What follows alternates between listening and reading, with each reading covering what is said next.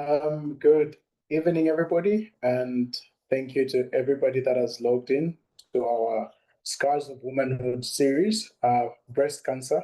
As we might all be aware, October is Breast Cancer Awareness Month, and throughout the course of this whole month, as Womb Care Clinic, we've been trying to see how we can help women out there when it comes to breast cancer, in terms of screening, in terms of education, and in terms of enlightenment.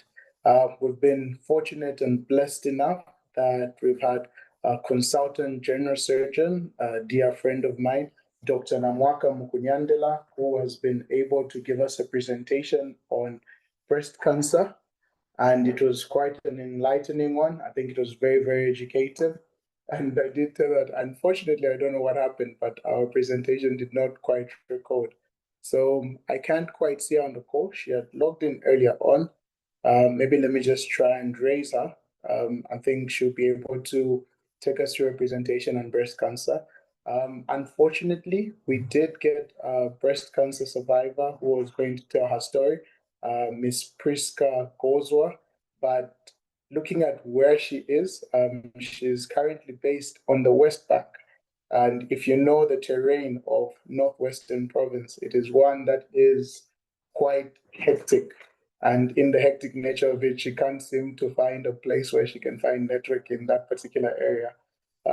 However, there is a lady who's logged on right now who I did catch on one of the presentations. I think there was an interview that was going on where she was telling her story, and she absolutely just marveled me.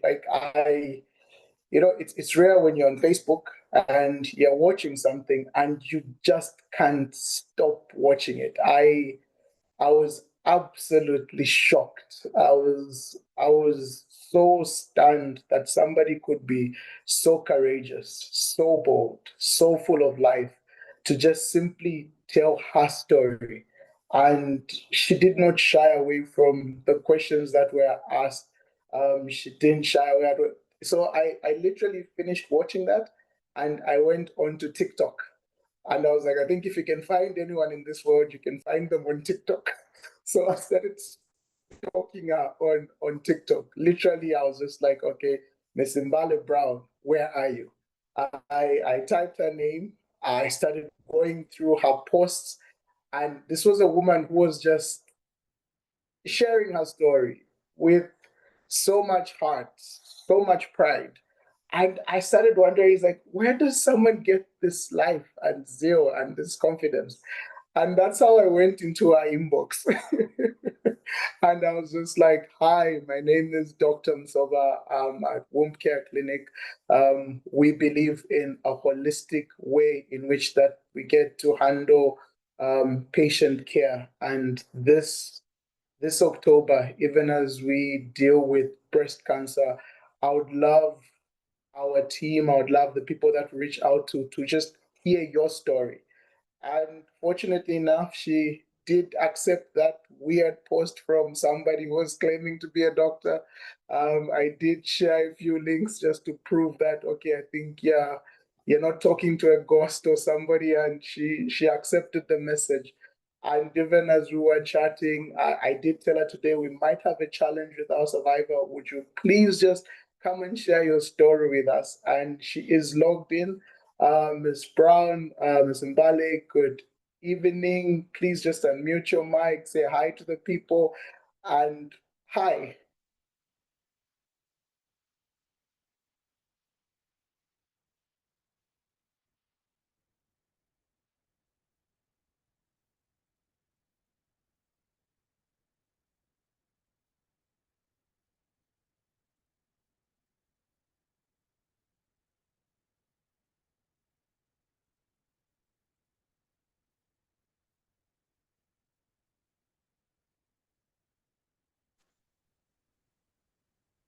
She tries to unmute herself. I can see.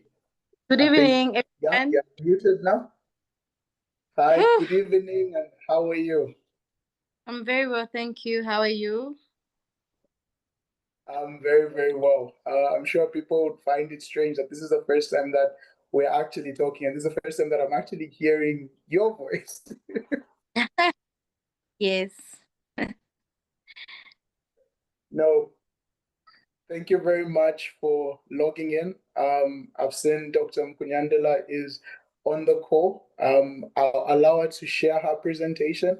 And with your permission, Ms. Brown, after she's done with the presentation, which would be short, we can go through some of the questions that we've prepared, and you can answer the ones that you'd be comfortably with answering, and the ones that you don't want to answer, you can always leave them aside, which is perfectly fine.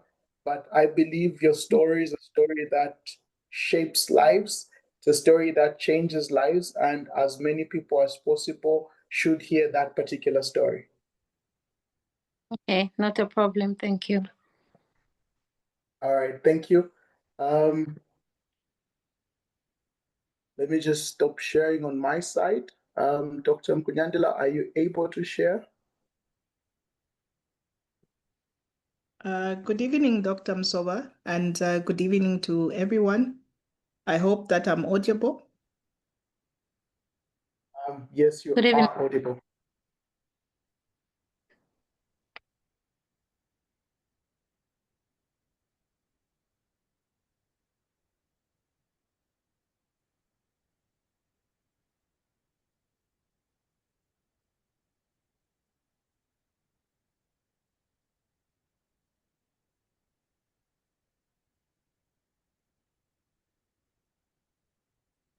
You can go ahead and share your screen again, Dr. Mukunyandela.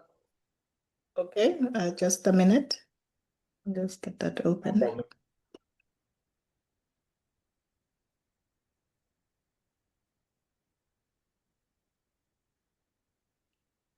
problem. So good evening to everyone, and I hope that my screen is showing. Dr. Msoba, are you able to confirm? Yes, it's showing. We just need it in slideshow. Okay.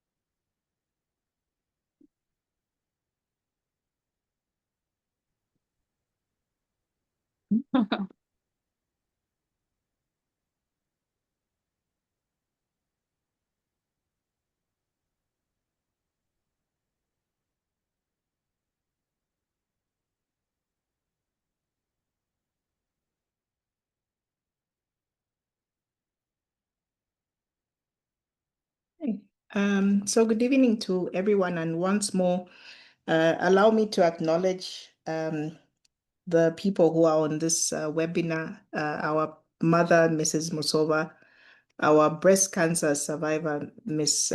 Brown, as well as colleagues and friends and other people who've logged in to listen. As we wind up and end October as our Breast Awareness Month, it doesn't necessarily mean that our awareness has to end.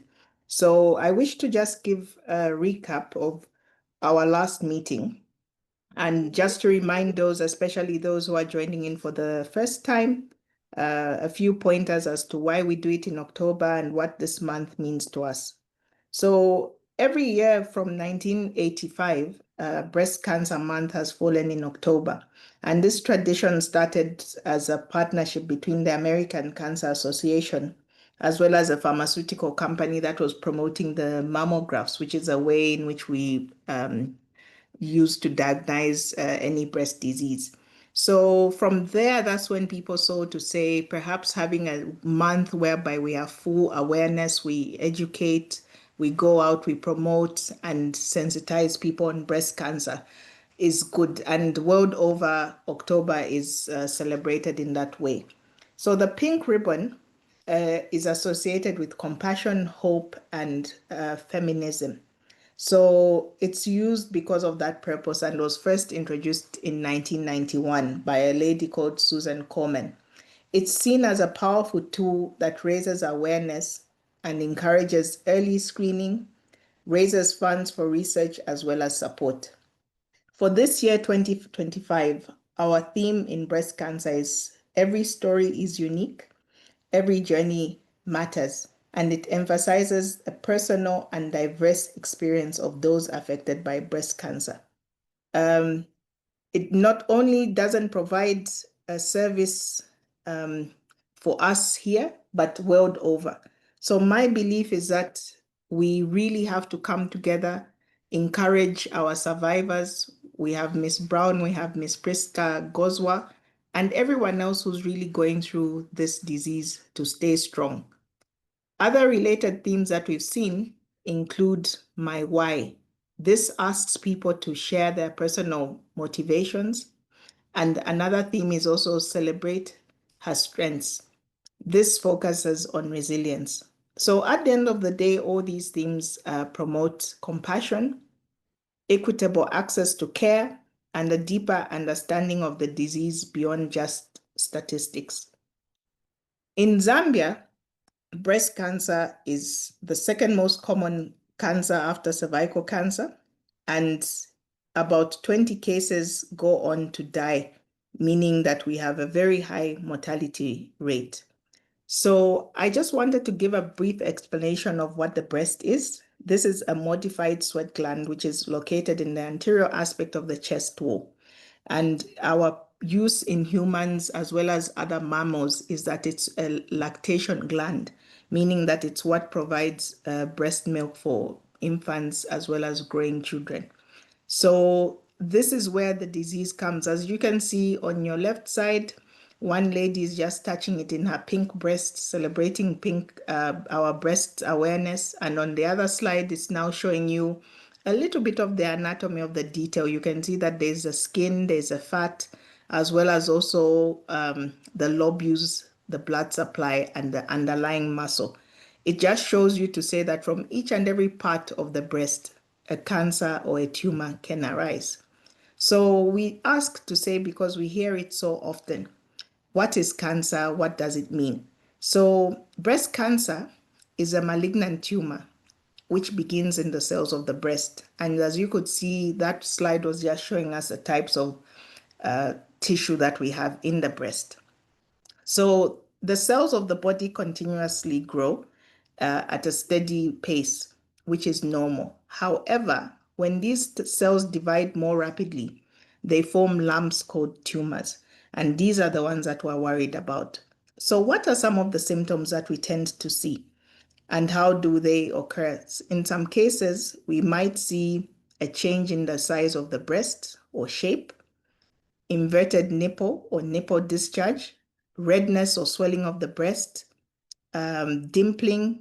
There's what we call a peau d'orange appearance. If you've seen how the orange peel appears to have a little bit of dimpling, that's not a normal sign. So usually when we see that, we get a little bit worried to mean that there's a little bit of swelling, as well as also breast pain is also one of the things seen. So if anyone notices these signs, they should seek immediate attention from their nearest doctor. And this could be at any health facility, any private, any government facility. They will definitely be assisted or referred to where they can get help. So look out for bloody discharge, lumps, pain, changes in the color, changes in the nipple.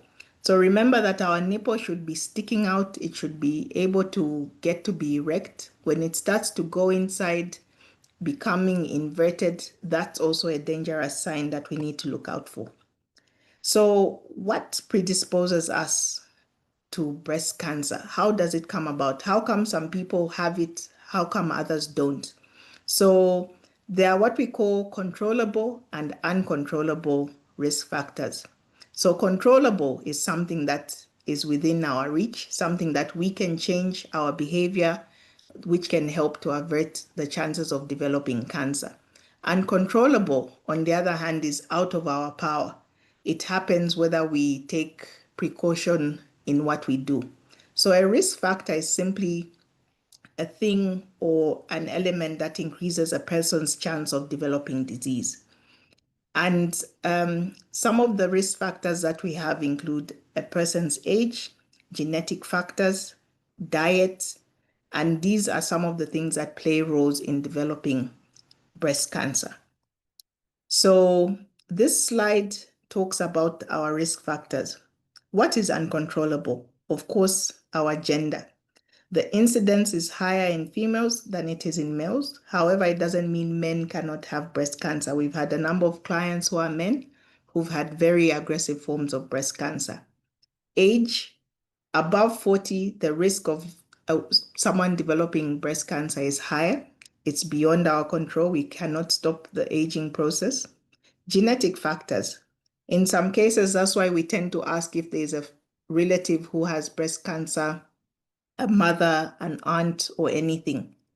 Early menarche, this just means someone who starts to have their periods before 12. So menarche is having a period. So when it's early, are those who are exposed to estrogen for a longer period of time, as well as also family history of any type of cancer itself is equally an uncontrollable risk factor. Attaining late menopause. This is having a period ending after 55 and exposure to radiation. 2 weeks ago, we spoke of the fact that there are some certain things that you don't know. We were giving an example of the pollution in Kafue River in Kitwe on the Copper Belt. We don't know what was put in the water. All these little things were in mining towns in some cases, as well as also some of the things that we don't see, the level of dust and all this illegal mining. There are elements of radiation that are emitted and we're not told and we're not aware. So it also increases our risk factor. So those are environmental factors that we have no clue about. They could also increase our risk, our risks either to breast cancer or any other form of cancer. So we have to be a little bit aware of this. What are we able to control? Some things can help us. These include having children and not having children. Of course, it means that a woman who started to have her periods early and ending late without a break of being pregnant has a prolonged exposure to estrogen, and breast cancer is dependent on the hormones. So giving birth as well at an older age, above 35, also comes with so many risks, and this includes breast cancer. Not breastfeeding. So when the breasts are engorged with a lot of milk, they end up being predisposed to infections, which could heal in a bad way and eventually predispose a woman to cancer. That's also something that can be prevented. So expressing milk is a good way to recover and for a woman to normalize. Using hormonal replacement therapy, this is used to treat menopause. So in some cases where you have someone who's having the hot flashes and is having early menopause, we try to replace the hormones. But then again, this is the same hormone that predisposes one to breast cancer. Eating processed foods, fatty foods, obesity, as well as exercise are also controllable risk factors that can predispose one to developing breast cancer. So we need to protect ourselves. And the best protection is early detection. So how does one do this? Of course, we have a screening guide of which we can use depending on our age, but the best way to do it is to examine yourself. So above 20, a woman should start to know her breasts. By the time they're 20, we should know to say, this is how I feel, this is how I look. We encourage women to look at themselves in the mirror. We also encourage those who have spouses or partners to make sure that their partners look at them. Last time someone was asking to say, should a man, does sucking help with averting breast cancer?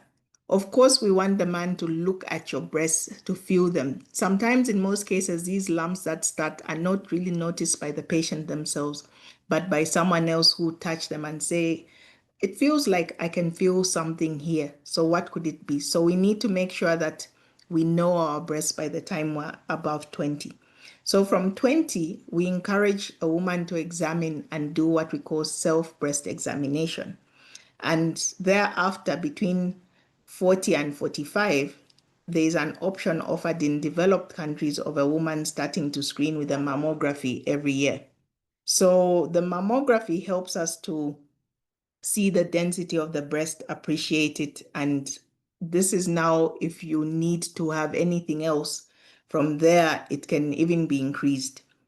Above 55 as well, you can either continue to have this mammography being done or see if there are any other options that need to. But if it's a normal breast, really, we always aim to start with protection, which is self-screening and self-examination. So how are you supposed to examine your breasts? What should you do? How do you go about it? The easiest thing is that remember that after your periods, wait about 2 to 3 days, because sometimes during menstruation, the breasts feel hard, they feel painful, they feel tender, and this is normal. It's what we call the cyclic menstrual pain of the breast. Sometimes the breast will even feel a little bit heavy. Some women will complain that the breasts are very, very sensitive. So let this sensation end, and usually by day 3 after periods, a woman's breasts are back to normal. So look at yourself in the mirror. Remove your clothes, at least from the waist going up. Put your hands over your hips, tense forward, and see how your breasts look. And then using the finger pad with a little bit of massage oil or shower gel or even a little bit of soap to lather, so that at least your hand is moving freely over the skin of the breast. Start to examine up and down, feel for any lumps, and then also go in a circle as well as also in a wedge. So go systematically and examine your left breast using your right hand and examine your right breast using your left hand. That way it's a little bit easier, and put the other hand above. In some cases, if you want, you can also then go into the armpits and examine the armpit, see and feel if there's any lumps. So when you're looking at yourself in the mirror, also examine for any dimpling, any skin changes, anything in the color, as well as any deformity of the nipple or any fluid leaks. So this part is very important. So if we need to go a step further, what do we do? Of course, even at the hospital, we'll need to undertake a manual examination in which we will examine you. And then depending on your age, if you're below 45, we will do an ultrasound. And if you're above 45, most likely a mammography. If we see that there's anything that looks abnormal and we would want to investigate further, we might also need to do a biopsy. So this picture is just depicting those stages of what can be done and what is offered for you. So also we've seen that there are so many myths and facts about breast cancer. And some of the myths that we've seen that are common are people asking to say, if I don't have a family history of breast cancer, definitely I won't get it. But you'll be shocked to find that for a fact, 9 out of 10 people diagnosed with breast cancer have had no family history of breast cancer. Another myth is that breast cancer is a death sentence. And it's so nice to have Miss Brown here to testify, as well as also Miss Gozwa wanted to verbally attest that this is not true. They are alive and well and kicking with normal lives. So if detected early and treated early, breast cancer does have a very high survival rate. Another myth is that breast cancer only happens to middle-aged and older women.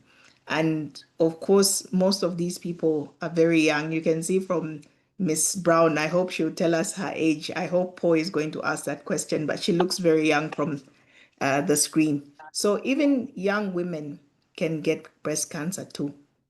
Another myth is that all lumps are cancerous, but only 8 out of 10, rather only 2 out of 10 are cancerous. So the other remaining 8 are usually non-cancerous. So again, it gets back to early detection, early treatment, good health-seeking behavior is very important and key.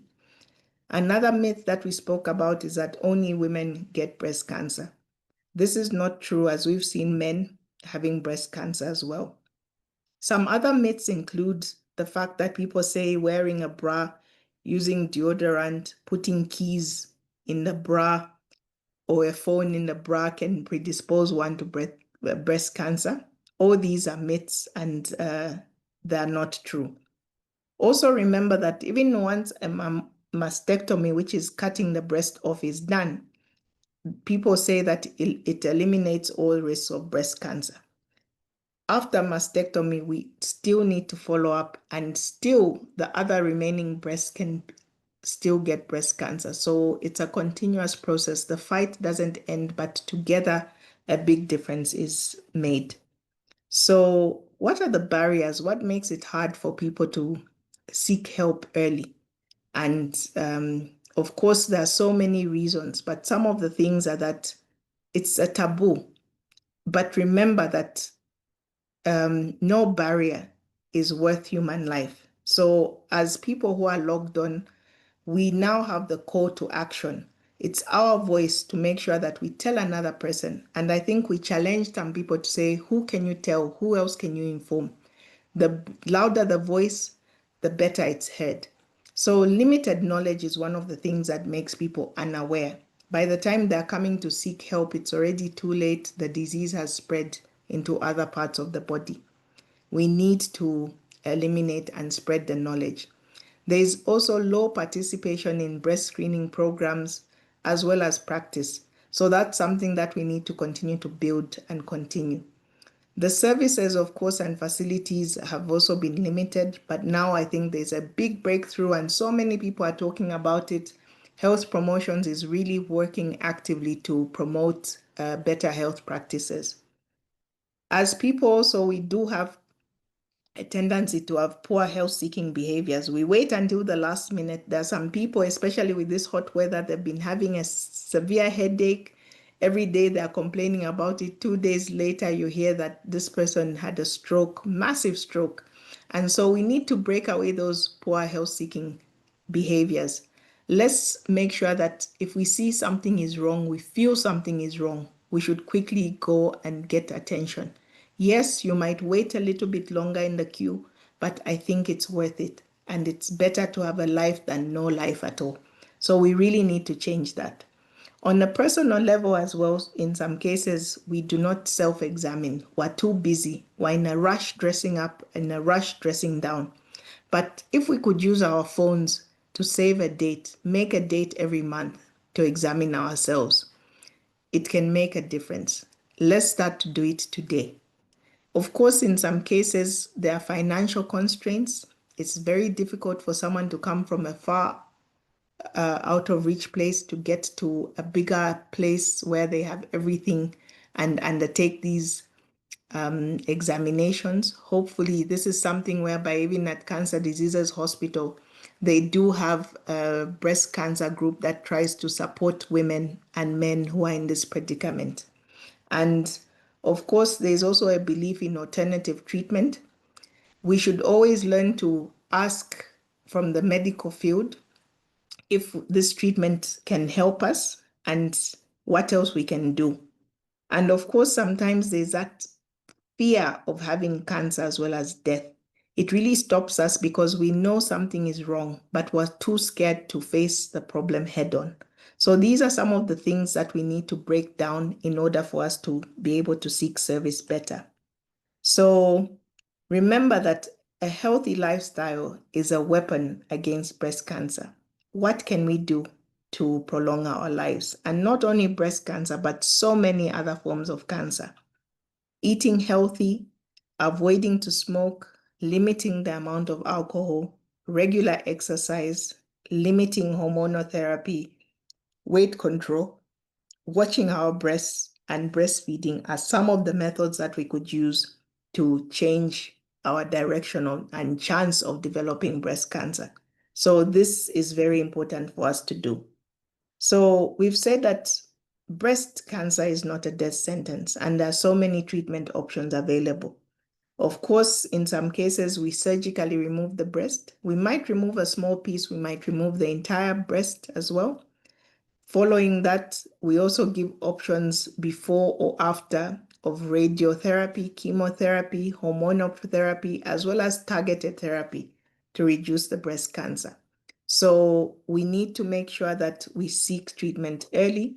And October is our breast cancer awareness month. So we hope that everyone will now be abreast with this short recap. So thank you so much, Dr. Msova. Thank you so much, everyone, for listening. Thank you very much, Dr. Mukunyandela. As always, your presentation was super, super insightful. One that just speaks to a lot, and there's a lot of learning that actually comes from your presentation all the time. I always say I'm always in awe of your teaching abilities, and I think the message is very, very clear. At this point in time, our Scars of Womanhood series is always about the survivor, and as we call them, our superheroes. On the left of the screen, you have Miss Priska Gozwa, who works in Zambezi, was willing to tell her story, but because of the location of where she is, it became a little bit difficult for her to log on. And thank goodness we had Miss Mbale Brown, like I earlier mentioned, a woman that I've seriously stalked because of her story and her journey, which has been absolutely remarkable and continues to inspire so many people. These are our superheroes, and right now we'll go to Miss Brown to simply tell us her story. I'll guide her through a list of questions, and please feel free to just go ahead and give us your story, Miss Brown. So, take us to the beginning. How did you first discover that something was wrong? Okay, my name is Mbale Siamianze. Miss Brown is my TikTok name. And I'm 33 years old.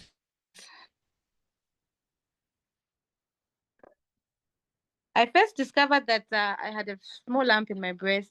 That was last year, October, exactly, I think now. I was coming from Texas and I found a lump in my breast, which for me raised a lot of concern because, when you see a woman, I think that should raise concern. I didn't even take long. The following day, I had to go and have a scan. And then when I got to the hospital, the doctors told me that I'm too young to have cancer. As the doctor explained, most people think that cancer is normally for the old age now. But we have cancer even for the young ones. I found one of the patients actually who's 18 years old who found out that she had cancer. So when I did my scan, I was told that it can't be cancer. Maybe we give it a month just to observe whether the lump will shrink or it will enlarge. So I was given a month to just stay home and just observe it. So within 2 weeks, I was able to see a lot of changes on my breasts. We didn't even reach that point. I could see the discoloration and the lump was actually growing very rapid. So I went back to the hospital. So I went to the scan, the person who did my scan previously, and he advised that I should see a breast specialist. So I went and saw Dr. Songiso at Levi Mwanawasa Hospital, who later on advised that I should have a biopsy. So we did a biopsy. We waited, as usual, when you take your samples to the lab, you wait for 2 to 3 weeks for the results to come out. So when the results cancer for breast cancer, and that was quite devastating. It was very sad news for me. I had triple negative breast cancer, which is very aggressive. So that's why within the 2 weeks, I was able to see the different change in my breast. And I was advised there and then to just start chemotherapy. And we couldn't, I was told not to waste time because it was very aggressive, very bad type of cancer. I'm sure even the doctor here can think about. So I was given 6 cycles of chemo, of which I did. We thank God that the journey was not smooth at all.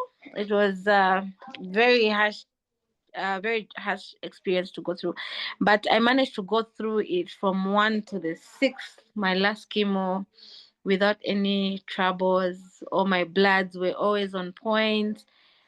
I never had problems with my kidneys. My liver was okay. I think I thank God for that. Also, because I think I was very positive from the beginning. When I was first told, I thought I was going to die. I was so scared. But I told myself, I cried the whole night actually when I got my results. But the following morning, I told myself, even if you cry, madam, nothing will change. You just have to accept it and we move on. And that's how I went open on air. I told my my TikTok followers, my media people that I was found with cancer, and I think also opening up really made it easy for me because I had people praying for me. I had people encouraging me every day. No one had. I told them not to pity me. I told them you should hold my hand, walk with me, and I don't want anyone to cry. And I think that really worked. It helped me to the level where I am today. Thank you. Wow. No, thank you very much for that sharing your story and sharing how it actually happened. It seems as if the transition was quite quick from the time that you felt the lump to the time that you started seeing the breast changes. I know you've touched a bit on this, but my question to you is that when you are told the C word, you have cancer, what went through your mind in that moment? I know you cried. I know you suddenly shook yourself up. But what was going through your mind when you were given the diagnosis?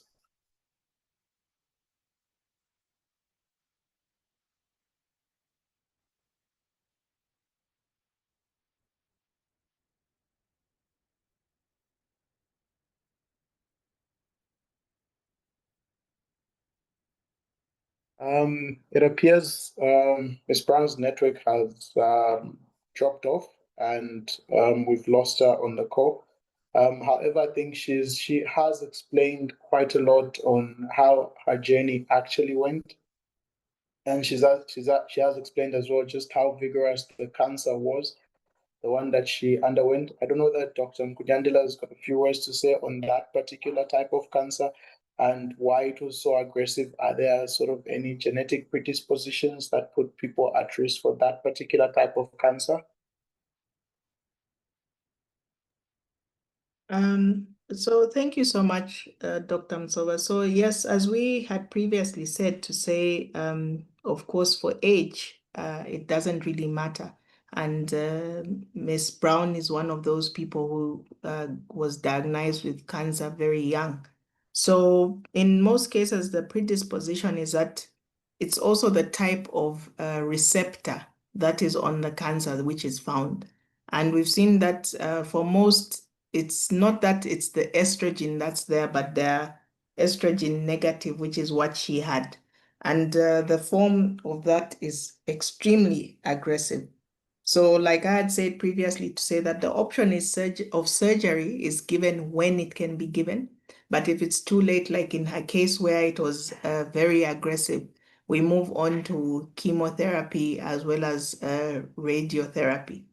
So it really just depends on the age of the person as well as also the type of receptors that are found on the cancer tissue itself. So for her, she's a survivor and a very, very strong person. What she's saying is very true. There are so many people, young people, 18, 20, like for her, who was also in her 30s, late 20s when she started her journey with breast cancer. Oh, thank you for that, Dr. Mukunyandela, and thank you for just explaining it. And I think, like you said, what you're explaining just couldn't be any truer when you hear some of the testimonies that are out there. I know Ms. Mbale is back on the call. I don't know that you can hear us. Yes, I can. Sorry, I think the network was bad. I got disconnected. Uh, Not a problem at all. So I was just asking you a question in the sense that I know you've told us what you felt somewhat in the moment when you were told you had the C word, which is cancer in particular. But when you were given that diagnosis in that moment, what went through your mind? I thought that was the end of me. I thought now it's time to leave the earth, but I was wrong. I was very scared because cancer is associated with death. So every time you're told that you have cancer, I'm sure whatever goes on in your mind is it's time to leave now. No, that's very, very true. And we are happy that you're still here with us, and we're happy that you're still fighting on. So throughout this whole journey, what were the biggest challenges that you faced during your diagnosis and treatment? And I know in the interview that you previously did, you did mention the role that Dr. Songiso played. A big shout out to Dr. Songiso, a big shout out to the team at CDH, the team that are doing absolutely amazing work. Um, what were the biggest challenges that you faced during your diagnosis and treatment? Well, with my treatment, I will look at the side effects. Chemo is a very strong drug. So the challenges I faced were basically the side effects. Because you're receiving something new, foreign in your body. When I talk of the medication, really, sometimes I even break down. That's the only part I ever break down because I was on carboplatin. So carboplatin, the side effects that it gave me were itchiness. You can imagine where your whole body is itching. And it's not itching from the outside, but the inside of your body. How do you deal with such a thing? I think that was the most challenging part I faced during my chemotherapy, and also because I had lost memory. You lose memory, it makes you lose memory. So the physique also, people would we I had people that actually used to say, no, maybe she doesn't even have cancer, she's just lying. My palms also changed, my nails changed. So that was quite challenging. You see, you're a different person. 1 minute, you're a different person. But I knew that it's just a phase, it will pass. So it was just the treatment. That's The side effect that came with the treatment, really, I think that was the most challenging part about it. Food also was a challenge because, you're chewing as if you're not chewing anything. You can't taste the food. You're vomiting, you have diarrhea, everything at the same time. So it gave me a lot of trauma. And also, I was temperamental throughout. I think throughout my journey, I think it just brings that tension around yourself. I would get upset easily. I want to sulk, but the people around me also made it easy. My family was my biggest cheerleader, especially for my mother. She stood by me throughout my journey. So she was always calm with me. She always listened to what I wanted. I think she always paid attention to everything I needed. Yeah. no. Thank you for that. Chemotherapy in itself, in as much as it's a curative process, I think it does affect a lot of the healthy cells. And you find that that's where all these major side effects actually begin to happen from the itchiness that you're describing, where you don't even know where to scratch or where you can start scratching for, as you have put it, on the inside. But I Mm. think it's always good to have mothers with us, and for people who are still blessed to have a mother, there's nothing like the love of a mother, and I think there's nothing like a strength of a woman in general, and that's why I think we, with our scars of womanhood, we always say, the women that we have, people like you, Miss Mbali, you your strength is one that inspires a nation, just so you know. And it's amazing to hear that you fought through all of that and you're still here fighting, which is absolutely incredible.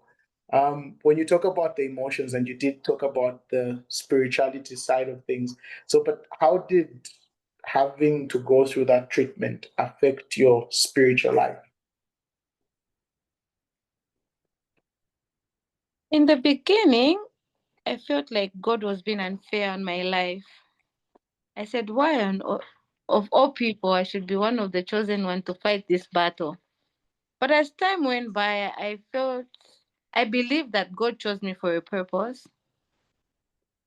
It wasn't, He chose me for a purpose. I needed to fight this, not for only myself, but for people around me. Look at me, I was one person who would never speak in public. But after going through what I went through, I think I'm one person who always wants to speak to people about my journey, encourage people, even when people complain. Sometimes I'd be in a crowd of where someone is complaining. I would keep quiet, and then when they're done talking, I'll tell them, don't complain about your lives. If you think of it, there's so many people out there fighting battles that you don't know of. Even other people that are going through the worst. Look at me. I'll even remove my breast. I'm like, look at me. Did you know that I don't have breast? Yeah. I don't have my breast. Yeah, I try by all means to live a happy life. Every day I'm a happy person. So I tell them, don't complain about your life. I think God has used me to speak to people, encourage people, to be the voice for the voiceless. So I think spiritually it has given me that strength of talking to people. And also with me, I've grown spiritually. I think it's just a point where God just told me to say, my daughter, it's time to come to me. I think even with I am a Christian. Even with people at church now, my attendance has improved. I've joined lay groups at church. I think, which is very good. I'm laying a foundation where I should inspire others.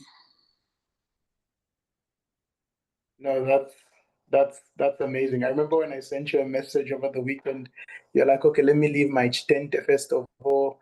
And yeah, 33-year-old 33-year-old was at the Chitente, which is really, really, really, really impressive coming to look at it.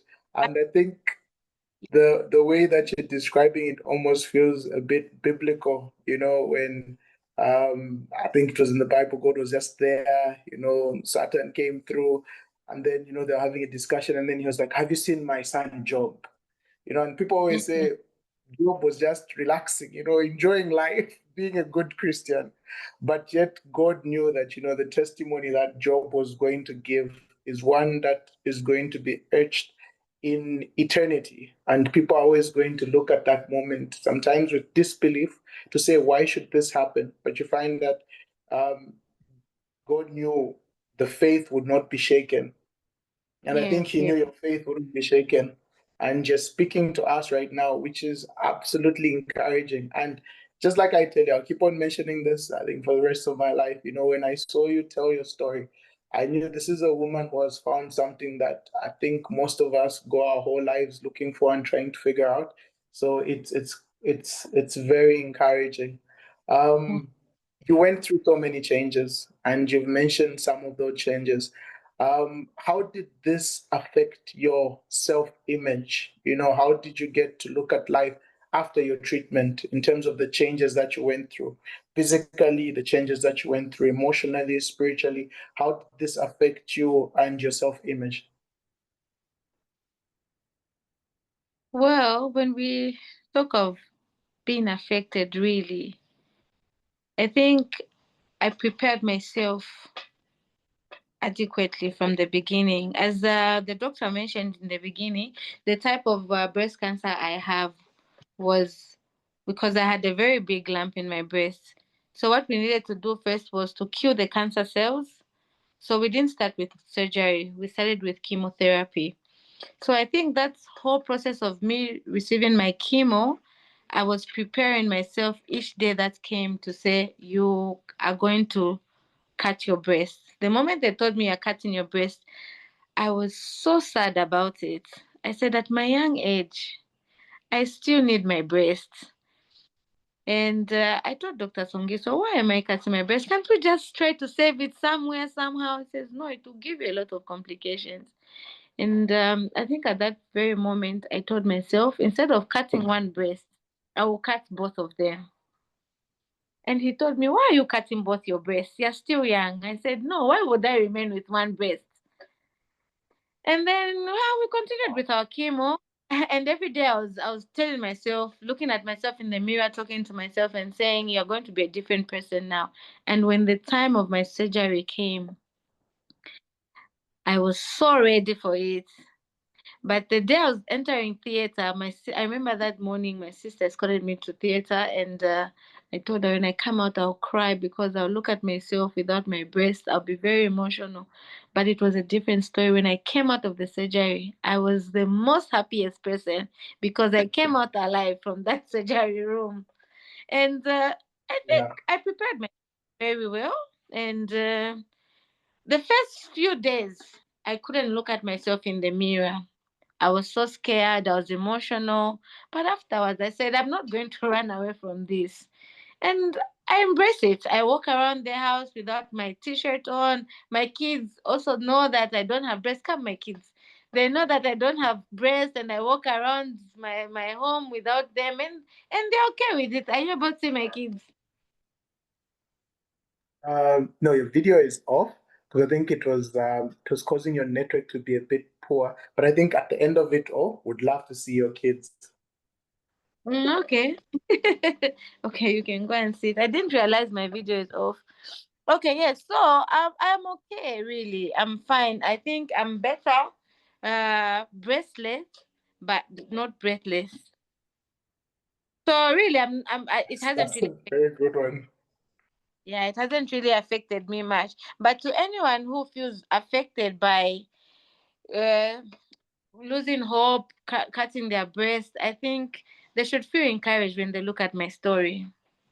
They should really be encouraged when they look at my story and know that these are just body parts. Of course, it's it's quite devastating losing a body part, but it changes nothing really. I think I'm still the happy person. I still live life, so I'm okay. I'm okay. Oh, that's absolutely amazing. Breastless but not breathless. Yes. I think that should be on a t-shirt somewhere, or those bumper stickers that people put. I think by UBZ they should stick it somewhere there because that's I think a very, very powerful statement. And I'm happy that it's something that you prepared your mind for. You kept on saying, I choose life, I choose life.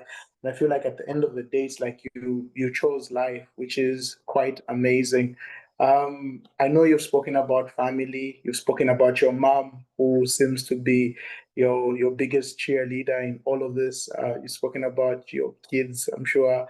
But how did those people closest to you take the news?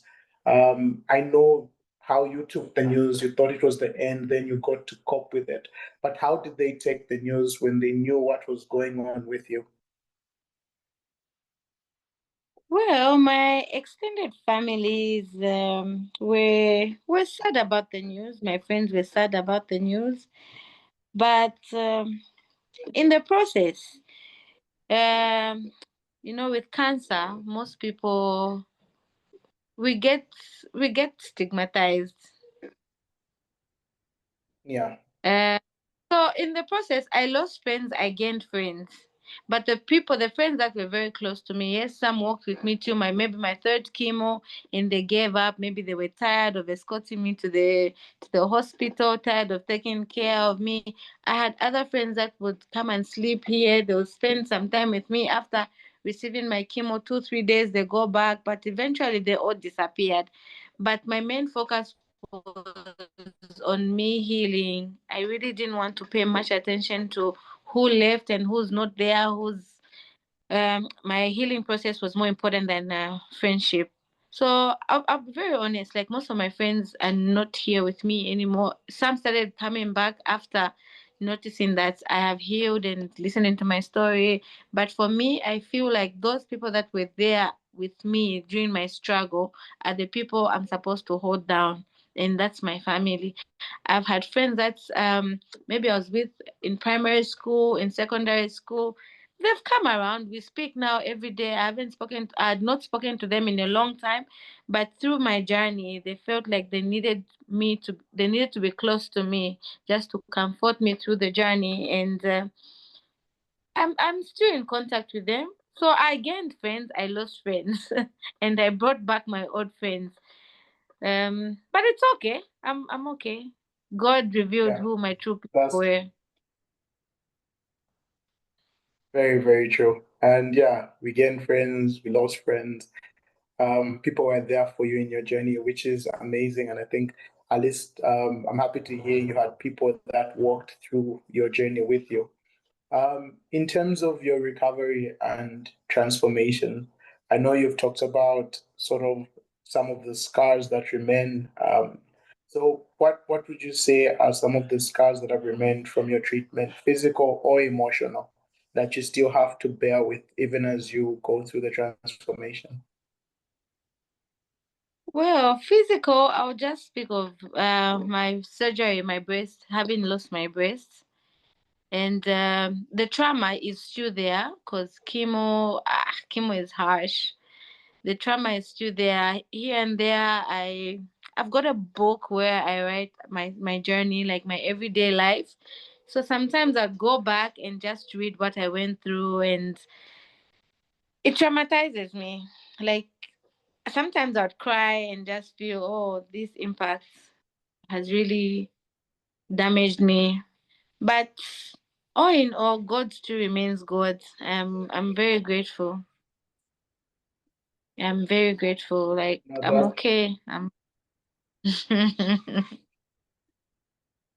No, that's interesting that you do get to you've journeyed through, and I hope because somehow listening to you, I believe you've shown parts of you that but show I that still I, you're the type of person. I'm actually traveling to India next week. I still need to Okay, complete my treatment plan. I need to do radiation. Yeah, so I'm just preparing okay. myself. I'm traveling to India next week. Yes. I'm praying for the best. I know that I will come back strong. I think the No, I toughest think part you've I got. have walked through the toughest part. I know I've heard people complain about radiation. It drains you. Yeah, your skin becomes black. But I think with the faith, the little faith that I have, I'll be okay. No, we absolutely wish you well. There's a community now that you've formed that will be praying for you. I know personally I'll be praying for you and I'll be championing your journey.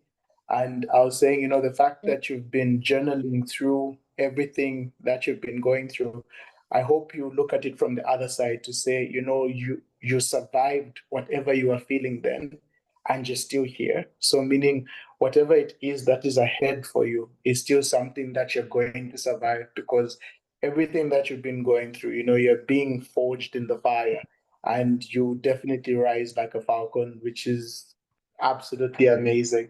So, in terms of lessons and hindsight, um, what would be your message to people out there who don't want to get screened? Well, to people out there listening and watching, I would encourage you not to ignore any signs on your body. It could not be cancer, but anything that you see strange on your body. I think it's very important that you have yourself checked. Go to the hospital. As human beings, we have a tendency of ignoring and not wanting to visit the hospital, but those are things that cost our lives today. I think it's always important to your health matters. Your health is your wealth. So I think it's always important for you to just have yourself screened. Cancer is everywhere, and now it's very high. You find it in kids, you find it in our age groups, the old. So get yourself tested and don't hesitate. Whatever small changes that you see on your body, visit the hospital. And I would like to also encourage anyone going through the same, maybe you're battling cancer, you're taking care of a cancer patient, just be kind. You never know. Everyone's facing is going through something. So always be kind to one another. And those that are battling cancer, please don't give up. It's not the end of the world. I know it's a tough journey, it's a tough road, but don't give up. You have people like us who love you, and we want to see you live until your grandchildren, great grandchildren. So don't give up, please. We love you, and we're always here to encourage you. Whenever you feel like you want to talk to me, my TikTok is open. I respond to messages. I'm always here to encourage and to advise where necessary. Thank you. Perfectly put. Perfectly put. And if you're looking for her on TikTok, it's Mbale Brown. Mbale space Brown. Brown. And you'll be amazed at her journey. You'll be amazed at how much of a free spirit she is and how much she just inspires people. So please just go through her TikTok, follow her, learn, share. There's so much that she definitely has to offer. Our last question, and this is a question that I ask everybody, Miss Mbale, who comes to our Scars of Womanhood series. Okay. What does Scars of Womanhood mean to you?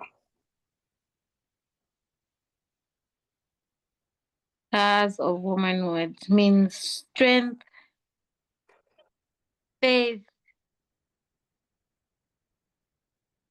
Yeah, basically, I think that's what they mean to me because I've been a strong person all along and I'm not giving up.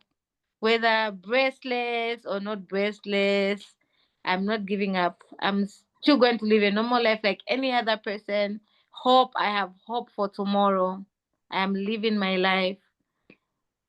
So I think the scars have really made me strong, a strong person, of which I'm not giving up in any area of my life. I'm moving forward. I'm inspiring another person. I'm being the voice for the voiceless. And yeah, I think that's it. Strength, faith, and you are inspiring not just anyone. Personally, I am inspired. Personally, Thank I am motivated and I'm you. absolutely strengthened by your journey, by your words. And I am absolutely grateful, Miss Simbale, absolutely grateful. Um, there are some comments in the chat. Let me just read them. Takudzwa says, "You are a strong woman. God bless you. Keep smiling. God never fails." Mrs. Simwanza says, Oh, I "The think Lord is with you. The Lord is with you. At the end of the day, all things work together for good." She quotes Romans 8:28. There's a purpose that God has for you to have gone through it all. Shivesta Sekeleti just puts huge hearts. Dr. Namwaka Mukunyandela, who's our consultant surgeon, says, "Miss Brown, I have borrowed your term, breathless, breastless, but not breathless. You are such a brave and beautiful woman. Thank you for sharing." thank you so much. And then, yeah, Teresa says, "We want to see the lovely children." Let me just stop sharing the screen. Please switch on your video because we want to see those little bundles of joy that you have. Dr. Uh, Sasa, who's a consultant obstetrician, says, "Amazing story." Um, D. Jones says, "Is this the Miss Brown from Less Brown?" Your story is really an inspiration. I totally like that. thank you. Absolutely inspirational. Milimo Mwindwa says, "Keep on being strong. God bless." We want to see those babies, Miss Brown. Okay, what can I do to turn on Your video is on. Can I log out and log in? No, your video is on. We can see. Oh, my video is on. Let me. Okay. Oh, where am I? Where am I? Where am I? Oh, main chats. I'm failing to log in. So where? Okay. Are you Okay. able to Yeah, see we them? can see them.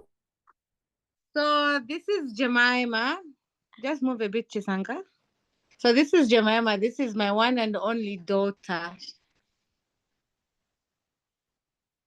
Say hello. Hi. Are you able to see her? Hi. Yes, we can see. Yes, yes, yes. You're able to see her? Yes, we can. Yes. Okay. That's Jemima, my one and only daughter. And this is Chisanga Mutale, my older sister's son. And this is Anayawa Mutale. So they're on mid-term break. These two, they're here with me. And this is my lovely daughter, who's been inspiring me also. She's been working with me through the journey. She's a strong young lady.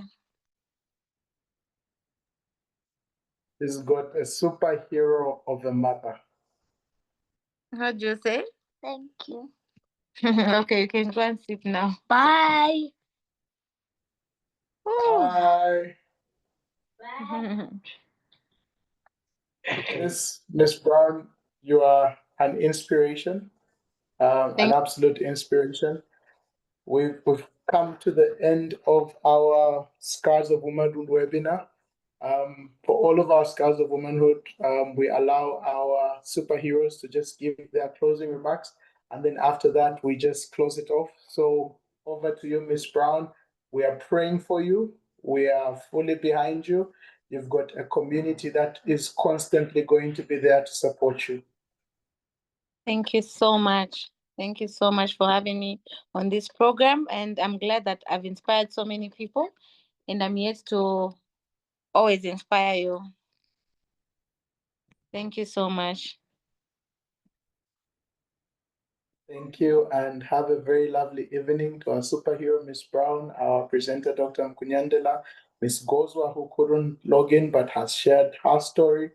Thank you very much to everybody, and Miss Brown, we're praying for you. Have a very lovely week and enjoy your. All right. Thank you so much. Good evening to you all. Bye-bye. Bye. Bye-bye. Thank you. Okay. Bye.